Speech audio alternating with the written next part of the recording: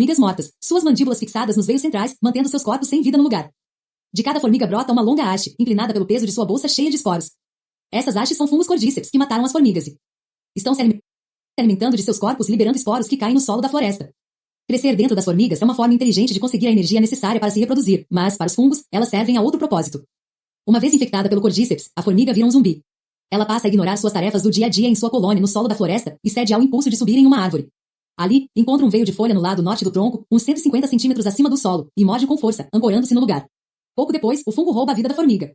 Após alguns dias, o fungo germina, faz brotar uma haste e libera seus esporos.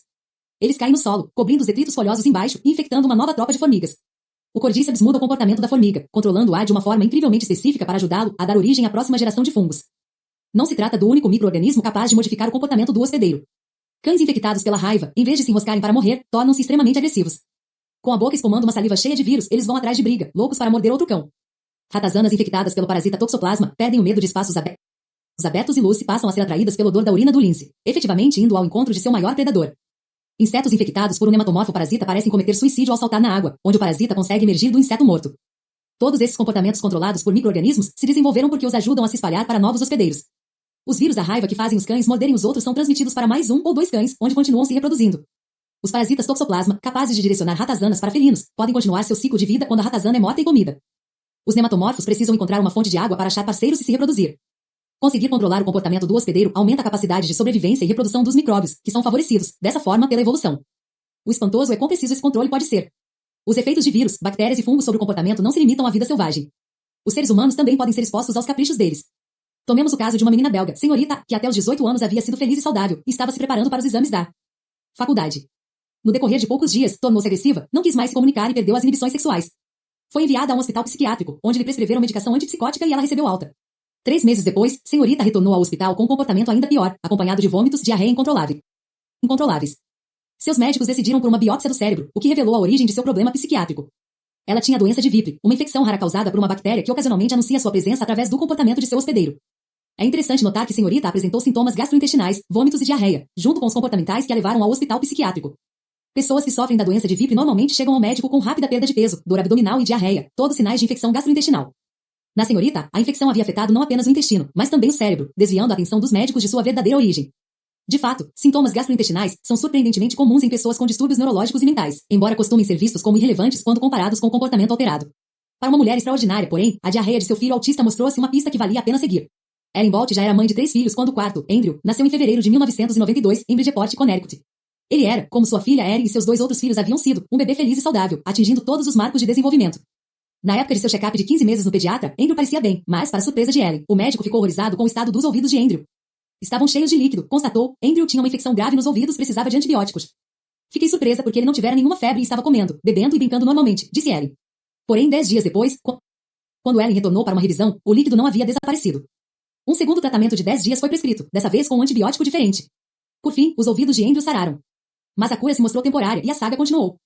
Andrew recebeu um terceiro, e depois um quarto tratamento de antibióticos para tentar curar seus ouvidos de uma vez por todas, com medicamentos diferentes para atacar grupos de bactérias distintos. Àquela altura, Ellen passou a questionar a necessidade de mais remédios, já que seu filho não parecia ter nenhum incômodo nem qualquer problema de audição. Mas o médico insistiu, se você dá valor à audição do seu filho, é melhor lhe dar esses antibióticos. Ellen cedeu e seguiu a recomendação médica. Foi aí que a diarreia começou.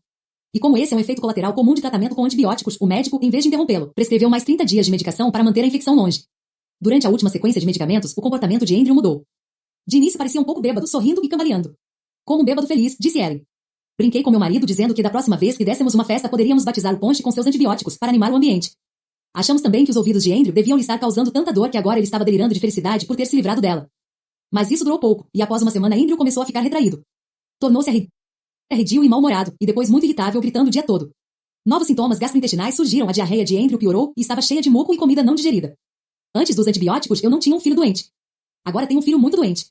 O comportamento de Andrew piorou. Ele começou a ter todos aqueles comportamentos estranhos, andar na ponta dos pés e evitar olhar para mim. As poucas palavras que sabia esqueceu, contou Ellen. Ele nem sequer respondia quando eu o chamava pelo nome. Foi como se tivesse partido. Os pais então levaram Andrew a um otorrino, que inseriu tubos minúsculos para ajudar na drenagem dos líquidos. O especialista disse que não havia infecção e recomendou que parassem de dar leite de vaca ao filho.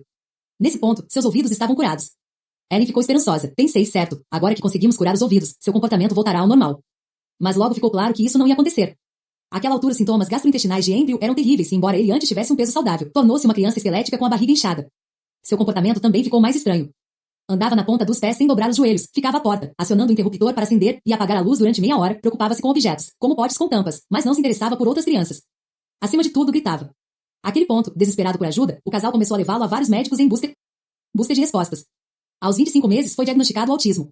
Para muitas pessoas, inclusive Ellen Bolt na época do diagnóstico de Andrew, o filme Rain Man, de 1988, em que Dustin Hoffman representa um personagem autista, era a única referência que tinham sobre autismo.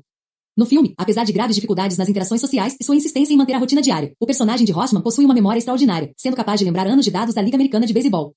Ele é um autista portador da síndrome de Savant, ou seja, tem dificuldades cognitivas, mas é superdotado. Apesar do interesse da mídia, as habilidades musicais, matemáticas e artísticas notáveis do savantismo são raras. Na realidade, o autismo engloba um amplo espectro de sintomas que vão daqueles com inteligência média ou acima da média, conhecida como síndrome de Asperger, aqueles com autismo grave e incapacidade de aprendizado como Andrew Bolt. O que todos os autistas têm em comum, no entanto, são dificuldades no comportamento social. Essa foi a característica que levou o psiquiatra americano Léo Kanner a identificar o autismo como uma síndrome distinta em 1943.